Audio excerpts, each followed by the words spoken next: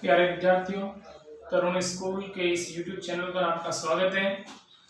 आज अपन पढ़ेंगे क्लास 10 सामाजिक विज्ञान, जिसमें अपना अध्याय चल रहा था केंद्र सरकार के 3 अंगों के बारे में पढ़ रहे थे और सरकार का जो महत्वपूर्ण अंग, अभिन्न अंग न्यायपालिका, उसके बारे में अपन पढ़ रहे थे। आज अपन पढ़ेंगे न्यायपालिका। और न्यायपालिका के बारे में पिछले वीडियो में अपन ने न्यायाधीशों के नियुक्ति प्रक्रिया के बारे में पढ़ा था, न्यायाधीशों की योग्यता के बारे में पढ़ा था। आज अपन पढ़ेंगे न्यायाधीशों का कार्यकाल और न्यायाधीशों को पद से हटाने की प्रक्रिया, यानी महाभियोग की प्रक्रिया क्या होती है। तो देखो, न्यायाधीशों का कार्यकाल सर्वोच्च न्यायालय का पढ़ रहे हैं ना, तो सर्वोच्च न्यायालय के न्यायाधीशों का कार्यकाल उनकी 65 वर्ष आयु होती तब तक होता है। इससे पहले वो स्वैच्छिक त्यागपत्र दे सकता है, पद से इस्तीफा दे सकता है, या सिद्ध कदाचार दोषारोपण उसके ऊपर साबित हो जाता है। ऐसी स्थिति में उनको समय से पूर्व महाभियोग की प्रक्रिया के द्वारा हटाया भी जा सकता है। तो देखो, न्यायाधीशों का कार्यकाल तथा महाभियोग की प्रक्रिया पढ़ेंगे आज। महाभियोग की प्रक्रिया का उल्लेख भारतीय संविधान के अनुच्छेद 61 में है और इसके साथ साथ में अलग अलग जो प्रक्रिया है, अलग अलग जो प्रावधान है, वो अनुच्छेद 124, 4, 5, 217, 218 में ये महाभियोग की प्रक्रिया से संबंधित संवैधानिक उपबंध भी है।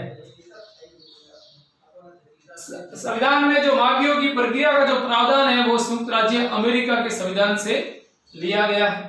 महाभियोग की प्रक्रिया क्या है, इसके बारे में अपन ने राष्ट्रपति की पदच्युति यानी महाभियोग की प्रक्रिया में पढ़ा भी था। इसमें न्यायाधीशों को हटाने के लिए महाभियोग की प्रक्रिया का प्रस्ताव संसद के दोनों सदनों में से किसी भी सदन में पहले लाया जा सकता है। महाभियोग की प्रक्रिया का प्रस्ताव लाने से पहले अगर लोकसभा में लाया जा रहा है तो लोकसभा के 100 सदस्यों का अनुमोदन जरूरी है, यानी इस प्रस्ताव पर 100 सदस्यों के हस्ताक्षर जरूरी है। राज्यसभा में लाया जा रहा है तो कम से कम 50 सदस्यों के हस्ताक्षर जरूरी है। लोकसभा में कम से कम 100 और राज्यसभा में 50। उसके बाद में इस प्रस्ताव को सदन के जो पीठासीन अधिकारी होते हैं उनके पास में भेजा जाता है। लोकसभा में लोकसभा अध्यक्ष के पास में भेजा जाएगा और राज्यसभा में सभापति के पास में भेजा जाएगा। लोकसभा अध्यक्ष या राज्यसभा के सभापति इस प्रस्ताव को स्वीकार भी कर सकते हैं, खारिज भी कर सकते हैं। अगर यह प्रस्ताव उचित विधिवत रूप से लाया गया है तो ऐसी स्थिति में लोकसभा अध्यक्ष या सभापति एक कमेटी का गठन करते हैं जिसमें सर्वोच्च न्यायालय के न्यायाधीश, उच्च न्यायालय के न्यायाधीश और उनकी नजर में जो कानूनविद प्रतिष्ठित व्यक्ति होता है उनको उस कमेटी में सदस्य बनाया जाता है। तो इस प्रकार 3 सदस्यों की एक कमेटी होती है, उनको जांच सौंपी जाती है, फिर वो अपना रिपोर्ट देती है। रिपोर्ट देने के बाद में जिस सदन में ये प्रस्ताव लाया गया है उस पर विचार विमर्श होता है, मतदान की प्रक्रिया संपन्न करवाई जाती है। संसद के दोनों सदनों में 2/3 बहुमत से अगर प्रस्ताव पारित हो जाता है और साधारण बहुमत से संख्या अगर कम नहीं रहती है तो ऐसी स्थिति में महाभियोग की प्रक्रिया का प्रस्ताव सफल माना जाएगा और राष्ट्रपति के द्वारा न्यायाधीश को पद से हटाया जाएगा। ऐसा अभी तक इस प्रक्रिया से किसी को हटाया नहीं गया है। ये प्रक्रिया कई बार चलाई भी गई थी, लेकिन 1993 की बात करें तो रामास्वामी के विरुद्ध ये प्रस्ताव लाया गया था, लेकिन लोकसभा में साधारण बहुमत से प्रस्ताव पारित हो गया, विशेष बहुमत से पारित हो गया, लेकिन साधारण बहुमत से संख्या कम रह गई थी। इसलिए मतलब ये जरूरी है कि 2/3 बहुमत के साथ साथ में साधारण बहुमत भी होना जरूरी है। उपस्थित सदस्यों का 2/3 यानी मतदान में भाग लेने वाले जितने भी हैं उनका 2/3 प्लस साधारण बहुमत से संख्या कम नहीं होनी चाहिए। तो ये प्रस्ताव लोकसभा से पारित नहीं हुआ, इसलिए इसको अस्वीकृत कर दिया गया, यानी प्रस्ताव पारित हुआ नहीं, उनको नहीं हटाया गया। और कई बार ऐसा भी हुआ है प्रस्ताव विचाराधीन था, तब तक न्यायाधीश ने प्रस्ताव पारित होने से पहले ही इस्तीफा दे दिया है। तो इस प्रक्रिया से भी किसी को हटाया नहीं गया है। तो इसमें देखो, अनुच्छेद 61, 124, 4, 5, 217 और 218 इस अनुच्छेद के उपबंधों के आधार पर माफियों की प्रक्रिया अलग अलग परिस्थितियों में चली जाती है। साधारणतः सर्वोच्च न्यायालय का प्रत्येक न्यायाधीश 65 वर्ष तक की अपनी आयु पर होने तक अपने पद पर आसीन रहता है और इस अवस्था से पूर्व वे स्वयं त्यागपत्र दे सकता है या सिद्ध करना चाह रहे असमर्थता के कारण संसद के द्वारा यानी माफियों की प्रक्रिया के द्वारा पद से हटाया भी जा सकता है। ये माफियों की प्रक्रिया जो मैंने कही।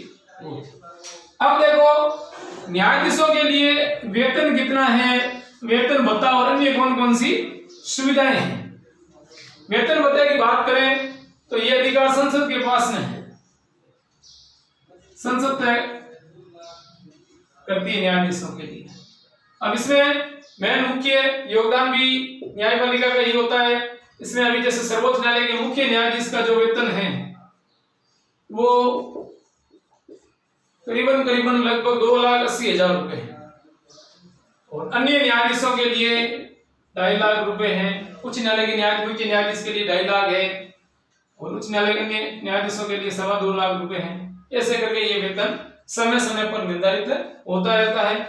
और अन्य सुविधा भत्ते की बात करें तो इनको सेवानिवृत्ति के बाद में पेंशन भी मिलती है।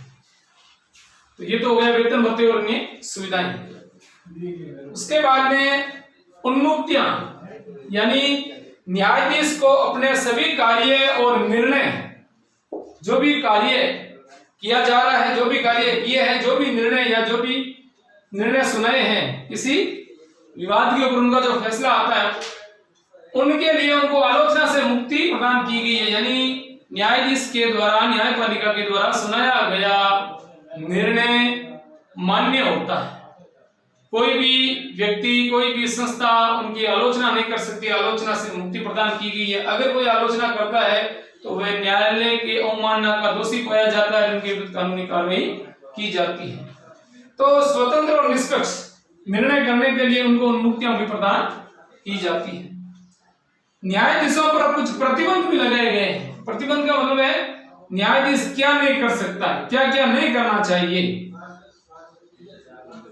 संविधान में यह निश्चित किया गया है कि जो व्यक्ति भारत के सर्वोच्च न्यायालय में न्यायाधीश के रूप में कार्य कर चुका यानी न्यायाधीश रह चुका है तो वे पद से सेवानिवृत्त होने के बाद में भारत के किसी भी न्यायालय में, सर्वोच्च न्यायालय हो या किसी राज्य का उच्च न्यायालय हो, उसमें या किसी अधिकारी के सामने वकालत नहीं कर सकता, अधिवक्ता के रूप में वापस कार्य नहीं कर सकेगा। इसलिए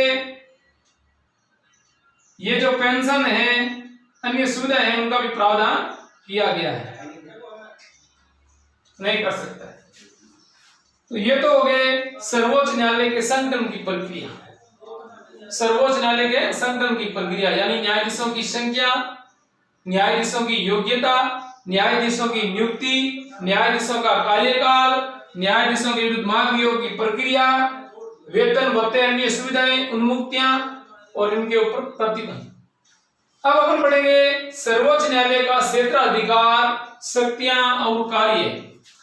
यानी सर्वोच्च न्यायालय किन किन विषयों पर सुनवाई करता है, उनका क्षेत्राधिकार कहां तक है, उनके पास में कौन कौन सी शक्तियां हैं, कौन कौन से कार्य हैं। तो पहला कार्य है प्रारंभिक क्षेत्राधिकार की अपन बात करें, क्षेत्राधिकार की बात करें तो प्रारंभिक क्षेत्राधिकार यानी आरंभिक क्षेत्राधिकार। इसमें सर्वोच्च न्यायालय के प्रारंभिक क्षेत्राधिकार को 2 भागों में रखा जाता है। प्रारंभिक क्षेत्राधिकार को 2 भागों में रखा जा सकता है। एक तो है एकमेव क्षेत्राधिकार और दूसरा है समवर्ती क्षेत्राधिकार। एकमेव क्षेत्राधिकार का मतलब होता है ऐसे विषय जिनकी सुनवाई सिर्फ और सिर्फ सर्वोच्च न्यायालय ही कर सकता है, किसी अन्य न्यायालय को उस विषय पर सुनवाई करने का अधिकार नहीं होता, वो एकमेव क्षेत्राधिकार कहलाता है। जैसे भारत सरकार या किसी राज्य सरकार के बीच का कोई मसला विवाद है, या किसी राज्य और भारत केंद्र या संघीय सरकार का मसला है, या 2 से अधिक राज्यों के बीच का कोई विवाद है, वो सारी सुनवाई सर्वोच्च न्यायालय ही करेगा उनमें से। तो ये तो हो गया एकमेव क्षेत्राधिकार, जिसमें देखो भारत सरकार तथा एक या एक से अधिक राज्यों के बीच में कोई विवाद है तो उसकी सुनवाई कहां होगी, सर्वोच्च न्यायालय में होगी। दूसरा है समवर्ती क्षेत्राधिकार। इसका आशय उन विवादों से है, यानी वो विषय जिस पर सुनवाई सर्वोच्च न्यायालय भी कर सकता है और राज्य के उच्च न्यायालयों को भी उस विषय पर सुनवाई करने का हक अधिकार होता है। जैसे नागरिकों के मौलिक अधिकार की सुनवाई सर्वोच्च न्यायालय किसी प्रारंभिक रूप से पहले कर सकता है, उच्च न्यायालय में भी उनकी सुनवाई हो सकती है। तो ये तो हो गया प्रारंभिक क्षेत्राधिकार में एकमेव क्षेत्राधिकार और दूसरा है समवर्ती क्षेत्राधिकार। अब जैसे समवर्ती अपन ने पीछे पढ़ा था, संसद के विधि निर्माण की प्रक्रिया में पढ़ा था, संघ सूची में सम्मिलित विषय जिस पर हमारे देश की राष्ट्रीय व्यवस्थापिका संसद कानून बनाती है, तो एकमेव क्षेत्राधिकार में वही विषय आएंगे जिस पर सर्वोच्च न्यायालय सुनवाई करेगा। और समवर्ती क्षेत्राधिकार अपन ने जैसे कुछ संसद के विधि निर्माण की प्रक्रिया में समवर्ती सूची में जो सम्मिलित विषय है उस पर केंद्र सरकार भी कानून बनाने की पहल कर सकती है और राज्य सरकार भी कानून बना सकती है। तो समवर्ती सूची में ऐसे विवाद आएंगे जिनकी सुनवाई सर्वोच्च न्यायालय भी पहले कर सकता है, राज्य का उच्च न्यायालय भी कर सकता है। तो ये तो हो गया प्रारंभिक क्षेत्राधिकार। अगला है अपीलीय क्षेत्राधिकार। अपीलीय क्षेत्राधिकार में देखो, सर्वोच्च न्यायालय का अंतिम, यानी भारत का जो सर्वोच्च न्यायालय है वो अंतिम अपीलीय न्यायालय है। उसे समस्त राज्यों के उच्च न्यायालयों के निर्णय के विरुद्ध अपील सुनने का अधिकार है। यानी राज्य के उच्च न्यायालयों द्वारा किसी विषय पर की गई सुनवाई से कोई पक्ष संतुष्ट नहीं है, ऐसी स्थिति में उस अपील को सर्वोच्च न्यायालय में दाखिल किया जा सकता है। तो राज्य के उच्च न्यायालयों के द्वारा सुनाए गए निर्णय के विरुद्ध अपील सुनने का जो अधिकार है वो सर्वोच्च न्यायालय के पास में है, इसलिए सर्वोच्च न्यायालय को अंतिम अपीलीय न्यायालय भी कहते हैं। यानी सर्वोच्च न्यायालय की अपील कोई अन्य अदालत सुनवाई नहीं कर सकती। भारत में सर्वोच्च शिखर पे सर्वोच्च न्यायालय उच्चतम न्यायालय। सर्वोच्च न्यायालय के अपीलीय क्षेत्राधिकार को 4 भागों में बांटा गया है, यानी 4 प्रकार की अपीलें। पहली है संवैधानिक मसले, दीवानी मामले, फौजदारी मामले और विशिष्ट मामले। इसमें क्या होता है देखो, संवैधानिक मामलों में अनुच्छेद 132 में उच्च न्यायालय यह प्रमाणित कर दे कि विवाद में संविधान की व्याख्या से संबंधित कानून का कोई प्रश्न निहित है तो सर्वोच्च न्यायालय उसकी सुनवाई कर सकता है। यानी सर्वोच्च न्यायालय उच्च न्यायालय के द्वारा किसी विषय पर सुनवाई करने के बाद वो प्रमाणित कर देता है कि इस मामले में संवैधानिक व्याख्या से संबंधित प्रश्न है, उसकी सुनवाई सर्वोच्च न्यायालय कर सकता है। तो उस अपील की सुनवाई सर्वोच्च न्यायालय करेगा। ये तो हो गया संवैधानिक मसले से जुड़े हुए मामले। दूसरा है दीवानी मामलों में क्या होता है कि मूल भारतीय संविधान में दीवानी मामले की सुनवाई जिसमें 20,000 से अधिक धनराशि का कोई विवाद से संबंधित मसला था उसकी ही सुनवाई सर्वोच्च न्यायालय करता था। 1973 में 30वां संविधान संशोधन करके अनुच्छेद 133 में संशोधन किया गया था। इसमें प्रमुख बातें क्या रखी थी, पहले जो मूल धनराशि 20,000 रुपए से अधिक के लिए थी ना, अब इनको घटा करके कोई भी पक्ष दीवानी मामले से जुड़े हुए जो मसले हैं जिनकी ये जो सीमा थी 20,000 की, इनको घटा करके कोई पक्ष संतुष्ट नहीं है तो 0 राशि भी सम्मिलित कर दी। ऐसी सुनवाई भी सर्वोच्च न्यायालय कर सकता है। फौजदारी मामलों में देखो, निम्न न्यायालय के विरुद्ध अगर उच्च न्यायालय कोई फैसला सुनाता है, यानी निचली अदालत ने किसी अभियुक्त को बरी कर दिया था, उसकी सुनवाई करते हुए उच्च न्यायालय ने किसी को फांसी की सजा या मृत्युदंड दे दिया है, तो ऐसे मसला है, ये ऐसी जो अपील है वो सर्वोच्च न्यायालय इसकी सुनवाई कर सकता है। फिर विशिष्ट मामले, इसमें क्या होता है, अनुच्छेद 135 के तहत सैनिक न्यायालय को छोड़कर के सभी न्यायालय, बाकी भारत के जो सभी न्यायालय है या जो न्याय मंडल है, न्याय प्राधिकरण है, उनके विरुद्ध सर्वोच्च न्यायालय में अपील करने की अनुमति सर्वोच्च न्यायालय दे सकता है। उच्च न्यायालय या न्याय मंडल के विरुद्ध सर्वोच्च न्यायालय अपील कर सकता है या अनुमति दे सकता है। और इसी में एक अनुच्छेद 36 में अपील के लिए विशेष आज्ञा पत्र देने का भी अधिकार सर्वोच्च न्यायालय को दिया गया है। अपील दाखिल करने का आज्ञा पत्र भी सर्वोच्च न्यायालय अनुच्छेद 136 के तहत इन उच्च न्यायालय या न्याय मंडल के विरुद्ध अपील सर्वोच्च न्यायालय में करवाने के लिए आज्ञा पत्र दे सकता है। तो ये तो हो गया सर्वोच्च न्यायालय का अपीलीय क्षेत्राधिकार। इसके बाद में अगला अपना है परामर्श संबंधी क्षेत्राधिकार। इसमें देखो अनुच्छेद 143 के अनुसार यदि राष्ट्रपति को ऐसा मालूम हो या प्रतीत हो कि विधि या तथ्य का कोई ऐसा प्रश्न पैदा हुआ है जो सार्वजनिक महत्व का है यानी जनहित का है, तो वह उस प्रश्न पर सर्वोच्च न्यायालय से परामर्श मांग सकता है। और सर्वोच्च न्यायालय द्वारा परामर्श मांगने के बाद में वो परामर्श माने या व्यवहार में बाध्य नहीं है। सर्वोच्च न्यायालय के द्वारा दी गई सलाह या परामर्श है वो माने या नहीं माने वो राष्ट्रपति पर निर्भर है। तो ये ऐसी परामर्श कर सकता है सर्वोच्च न्यायालय से। अगला है अभिलेख न्यायालय। सर्वोच्च न्यायालय को अभिलेख न्यायालय यानी अनुच्छेद 129 के तहत सर्वोच्च न्यायालय को अभिलेख न्यायालय का दर्जा दिया गया है, स्थान प्रदान किया गया है। अभिलेख न्यायालय से क्या आशय है? इसका दो आशय है। एक तो है कि इस न्यायालय के निर्णय सब जगह साक्ष्य रूप से स्वीकार किए जाएंगे, यानी किसी मसले पर किसी विवाद पर सर्वोच्च न्यायालय ने कोई फैसला दिया है, उससे संबंधित विवाद अन्य अदालतों में या इसी में विचाराधीन है, तो ये जो निर्णय आया है वो उस विवाद में एक सबूत के रूप में पेश किया जा सकता है जहां इसी विषय पर संबंधित विषय पर सुनवाई हो रही थी और किए जाएंगे। और इन्हें किसी भी न्यायालय में प्रस्तुत किए जाने पर उनकी प्रमाणिकता आवश्यक नहीं है, यानी ऐसा प्रमाणित कराने की आवश्यकता नहीं है, वो एक सबूत के रूप में एक साक्ष्य के रूप में स्वीकार किए जाएगा। एक मतलब तो ये हो गया अभिलेख न्यायालय से आशय। दूसरा देखो, इस न्यायालय द्वारा न्यायालय अवमानना। न्यायालय अवमानना का मतलब होता है न्यायालय द्वारा सुनाया गया फैसला कोई व्यक्तियों की संस्था कोई समूह संस्था अगर स्वीकार नहीं करती है तो उनके विरुद्ध कानूनी कार्रवाई की जाती है, उनको दंड दिया जाता है।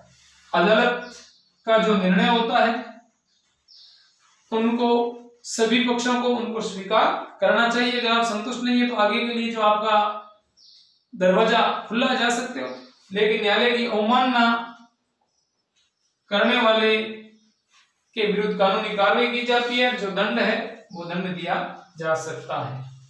तो ये तो हो गया अभिलेख न्यायालय। उसके बाद में मौलिक अधिकारों का रक्षक। सर्वोच्च न्यायालय नागरिकों के मौलिक अधिकारों की रक्षा करता है।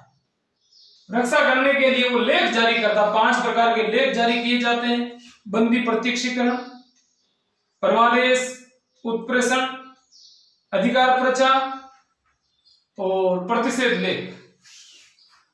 बंदी प्रत्यक्षीकरण, परमादेश, प्रतिषेध लेख और अधिकार पर्चा और उत्प्रेषण लेख, इससे नागरिकों के मौलिक अधिकारों की रक्षा की जा सकती है। अब देखो, पहला है बंदी प्रत्यक्षीकरण। ये क्या है? किसी भी व्यक्ति को गिरफ्तार करने के बाद में 24 घंटे के अंदर अंदर न्यायालय के समक्ष पेश किया जाता है।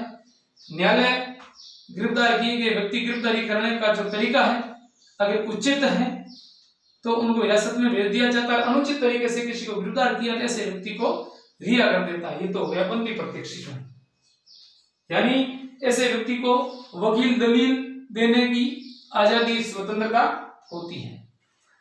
परमादेश, कोई भी व्यक्ति किसी पद पर नियुक्त होने के बाद में वो अपना कर्तव्य निर्वहन नहीं कर रहा है, अपने पद अपने शक्ति का दुरुपयोग कर रहा है, ऐसी स्थिति में उस व्यक्ति को जो आदेश दिया जाता है वो परमादेश दिया जाता है। यानी कर्तव्य विमुख होकर के कार्य करने वाले व्यक्ति के विरुद्ध जो आदेश जारी किया जाता है, अपने अपने पद और शक्ति का दुरुपयोग जो करता है। प्रतिषेध लेख, किसी अदालत को किसी विषय पर सुनवाई करने का अधिकार नहीं है और उस विषय पर वो सुनवाई कर रही है, ऐसी स्थिति में सर्वोच्च न्यायालय लेख जारी करता है कि ये विषय आपके क्षेत्राधिकार में नहीं आता, इस विषय पर आप सुनवाई नहीं कर सकते, तो ऐसा लेख होगा, प्रतिषेध लेख कहलाता है। अधिकार प्रचार, इसमें क्या होता है, गैर कानूनी तरीके से कोई व्यक्ति कोई पद प्राप्त कर लेता है, वो उस पद के लायक नहीं होता, अयोग्य नहीं होता, अवैधानिक तरीके से उन्होंने पद प्राप्त किया है, तो ऐसे व्यक्ति को उस पद से अपदस्थ करना अधिकार प्रचार कहलाती है, ऐसा आदेश अधिकार प्रचार कहलाती है। उत्प्रेषण लेख, उत्प्रेषण का मतलब होता है किसी निचली अदालत में किसी विषय पर सुनवाई हो रही है, उस विषय, उस फाइल, उस मसले को सर्वोच्च न्यायालय सुनवाई करने के लिए या तो किसी अन्य न्यायालय में ट्रांसफर कर सकता है या अपने पास में विचार के लिए, सुनवाई के लिए मंगवा सकता है, तो ऐसा लेख उत्प्रेषण लेख कहलाता है। तो इन 5 प्रकार के लेखों के द्वारा सर्वोच्च न्यायालय नागरिकों के मौलिक अधिकारों की रक्षा करता है। तो मौलिक अधिकारों का ये क्या है, रक्षक है। अगला है संविधान का संरक्षण। अब नागरिकों के मौलिक अधिकारों की रक्षा के साथ साथ में ये संविधान की भी रक्षा करता है। कैसे करता है, न्यायिक पुनरावलोकन की शक्ति, संविधान का संरक्षण या न्यायिक पुनरावलोकन की शक्ति के द्वारा वो संवैधानिकता की जांच करने की एक शक्ति होती है। केंद्र सरकार या राज्य सरकार संवैधानिक प्रावधानों के अनुसार कोई कार्य नहीं कर रही है, नियम नीतियों का निर्माण नहीं कर रही है, संविधान का जो अनावश्यक रूप से फेरबदल कर रही है या संवैधानिक प्रावधान से हटकर के कार्य कर रही है, तो ऐसी स्थिति में यानी अनुच्छेद 131 और 132 के अनुसार सर्वोच्च न्यायालय को संघीय और राज्य सरकार के द्वारा निर्मित कानूनों का पुनर्विलोकन यानी बनाए गए कानूनों को जांच करने की शक्ति होती है। अगर जो कानून, जो नियम नीतियां निर्धारित की गई है संवैधानिक प्रावधान के अनुसार है तो वो लागू हो जाएगी, और संवैधानिक प्रावधान से हटकर के सरकार ने अपने फायदे के लिए या उसको अवैधानिक तरीके से लागू करना हो ये तरीका अपनाया है तो ऐसे कानूनों को वो लागू नहीं होने देती है। ये न्यायिक पुनरावलोकन की शक्ति कहलाती है। यानी संविधान का उल्लंघन करना और नागरिकों के मौलिक अधिकारों के साथ में छेड़खानी करना, मौलिक अधिकारों में कटौती करना, ऐसे अगर कोई नियम वगैरह बनाए जाते हैं ना तो ऐसे कानूनों को सर्वोच्च न्यायालय लागू नहीं होने देता है। इनके पास एक शक्ति है, वो न्यायिक पुनरावलोकन की शक्ति कहलाती है। तो ये तो हो गया सर्वोच्च न्यायालय का क्षेत्राधिकार।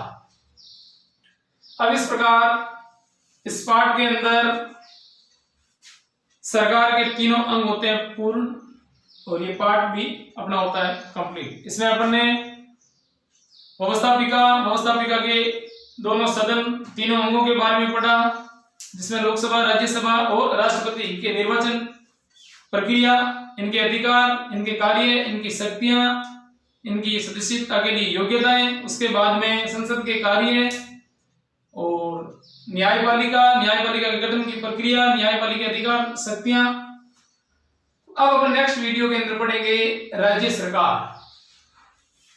सरकार और केंद्र सरकार में लगभग करीबन 80% समानता देखने को मिलेगी। अंतर क्या है और समानता क्या है, इस पाठ को अच्छी तरीके से समझने पर आधे से ज्यादा राज्य सरकार वाला पाठ भी आपके समझ में आ जाएगा।